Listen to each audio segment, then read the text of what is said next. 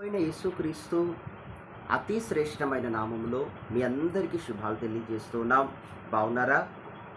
గత మాసం అంతా దేవుడు తన మహాకృప చేత మనలను దాచినందుకు దేవదేవునికి స్తోత్రం కలుగునుగాక.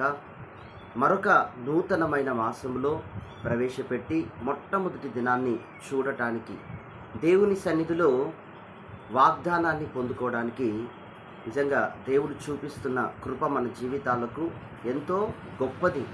ఈరోజు బైబిల్ గ్రంథంలో కీర్తనలు 91:14 వచనాన్ని దేవుని సన్నిధిలో ప్రార్థిస్తూ ఉండగా ఈ వాగ్దానాన్ని దేవుడు చూపించారు.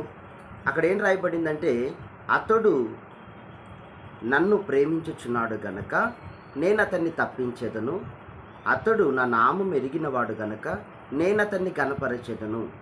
అతడు ఎవరితను? వాక్యంలో మనం చూస్తే, దావీదు నన్ను ప్రేమించుచున్నాడు గనక నేను అతన్ని తప్పించెదను, దావీదు నా నామమును ఎరిగినవాడు గనక నేను అతన్ని కూడా సమాజంలో ఘనపరచటానికి వెనుకాడను.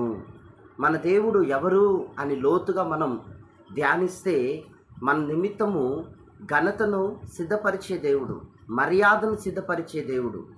ఈ రోజుల్లో ప్రియ సహోదర సహోదరి, డబ్బు, హోదా, ఆరోగ్యము, ఆయుష్, అంత గోల్డ్ ఉంటే సరిపోతుందా?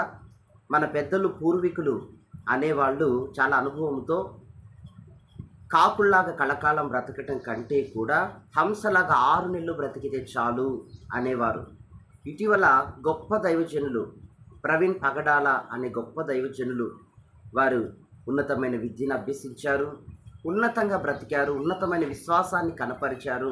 వారి జీవితాన్ని గూర్చి సాక్ష్యం విన్నప్పుడు ఒకటే, తన జీవితంలో తమ ఆయుష్లో వారు శ్రేష్టమైనది కనుగొన్నారు, శ్రేష్టమైనదే పట్టుకున్నారు, శ్రేష్టమైన దాని కొరకే ప్రాకులాడారు అనేది నాకు అర్థమైంది. ఉన్నతమైన విద్యను, ఉన్నతమైన సాక్ష్యము, ఉన్నతమైన సేవ, ఉన్నతమైన జీవితం, చాలా శ్రేష్టమైన మరణం, చాలా శ్రేష్టమైన ఉజ్జీవాన్ని అతడు దేవుని మూలముగా మన 2 తెలుగు రాష్ట్రాలకు ఉజ్జీవాన్ని తీసుకొని వచ్చాడు. క్రైస్తవుల ఐక్యతను తీసుకొచ్చాడు. దేవుని ప్రేమించే వ్యక్తులు ఉజ్జీవాన్ని తీసుకొస్తారు అనటంలో గొప్ప ఉదాహరణగా మనందరి కొరకు మన ఎదుట నిలిచాడు. దేవునికి మహిమ కలుగునుగాక. నిశ్చయముగా ప్రియ సహోదరి సహోదరుడా, నువ్వు దేవుణ్ణి ప్రేమించగలుగుతున్నావా? ఈరోజు సమాజంలో దేవుడు నీకు ఘనతను, సన్మానాన్ని, మర్యాదను సిద్ధపరిచే దేవుడుగా ఉంటున్నాడు. నువ్వు ఉద్యోగం చేసినా, వ్యాపారం చేసినా, చేతిపై ఎందులో నువ్వు ఉండినప్పటికీ ప్రయాసపడకుండా ఏది రాదు. ప్రయాసపడు, కానీ ప్రయాసలో దేవుణ్ణి మర్చిపోక దేవుణ్ణి ప్రేమించు. దేవుని ప్రేమించుట ద్వారా నిశ్చయముగా నీ ద్వారా దేవుడు తన చిత్తాన్ని గొప్పగా జరిగించుకోబోతూ ఉన్నాడు. హల్లెలూయా. వాక్యములో మనం ఇక్కడ చూస్తున్నాము, ప్రతికూలతల్లో కూడా దేవుని మనం ప్రేమించాలి. అనుకూలతలోనే కాదు, ప్రతికూలతల మధ్యలో కూడా మనం ముందుకెళ్ళాలి. క్రైస్తవులుగా భయ ఆందోళనల మధ్య కూడా దేవుని మనం ప్రేమించి గట్టిగా మనం పట్టుకున్నప్పుడు దేవుడు మన ద్వారా తన చిత్తము ఏమై ఉందో దానిని నెరవేర్చుకోగలిగిన దేవుడు. బైబిల్ గ్రంథంలో దావీదును మనం చూస్తున్నట్లయితే, దావీదు వారి గృహానికి శామ్యూయల్ ప్రవక్త ఆశీర్వదించడానికి వచ్చాడు.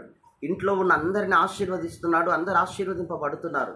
అయితే దావీదును మాత్రం తల్లిదండ్రులు బయట పెట్టట్లా. ఇంకా ఎవరైనా ఉన్నారా అని ప్రవక్త అడుగుతున్నప్పుడు చెప్పట్లేదు. ఎందుకు అనంటే, కుటుంబంలో చాలా అల్పుడుగా ఎంచబడ్డాడు. అతనికి చదువు లేదు, అతనికి ఉన్నతమైన విలువలు లేవు. కుటుంబమే సగం అనగదీస్తూ ఉన్నారు, సగం అనగదొక్కుతూ ఉన్నారు. అతనికి ఏమాత్రం పరామర్శ లేదు, ఆదరణ లేదు. తల్లిదండ్రుల ద్వారా చాలా అల్పుడుగా ఎంచబడ్డాడు. వాడిని వదిలేయండి, వానితో ఏంటి, వానికి ఏది చేత కాదు అంటున్నారు. కానీ అటువంటి సమయంలో దేవుని దృష్టి దావీదు మీదికి వెళ్ళింది. దావీదుని మనం చూస్తున్నట్లయితే వాక్యంలో దేశానికి రాజుగా దేవుడు మార్చాడు. అంతేగాక ఎంతో గౌరవ ప్రతిష్టలను దేవుడు దయచేశాడు.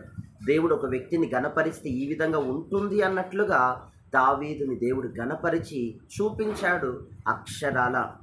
హల్లెలూయా. ఎందుకు దావీదుని దేవుడు అంతగా హెచ్చించి ఘనపరిచాడు, అంతగా మర్యాద చేశాడు దేవుడు ఎందుకు అనంటే, అతను దేవుని ప్రేమించే వ్యక్తి, రెండవదిగా దేవుణ్ణి స్తుతించే వ్యక్తి. ఎవరైతే దేవుణ్ణి ప్రేమిస్తారో వారే స్తుతించగలుగుతారు. ఎవరైతే స్తుతిస్తారో వాళ్ళ స్థితిగతులు మార్చబడతాయి, వారి పట్ల దేవుని చిత్తం నెరవేర్చబడుతుంది. వాక్యంలో మనం చూస్తున్నాం, ఆయన ప్రేమించే వారిని ఆస్తికర్తలుగా చేస్తాడు. ఆయన ప్రేమించే వారికి ఏది కొదువై ఉండదు. ఆయనను ప్రేమించే వారికి అన్నీ సమకూడి జరుగుతాయి. ప్రియ సహోదరి సహోదరుడా, ధైర్యం తెచ్చుకో, ముందుకు సాగిపో, విశ్వాసంతో నిరీక్షణతో ఉండు. దేవుని చిత్తము నీ మీద కూడా నెరవేర్చబడే దినములివి. God bless you. ఈ వాగ్దానము, ఈ మాటలు మీ వినికిడిలో ఆశీర్వాదాన్ని తెచ్చునుగాక. ఆమేన్.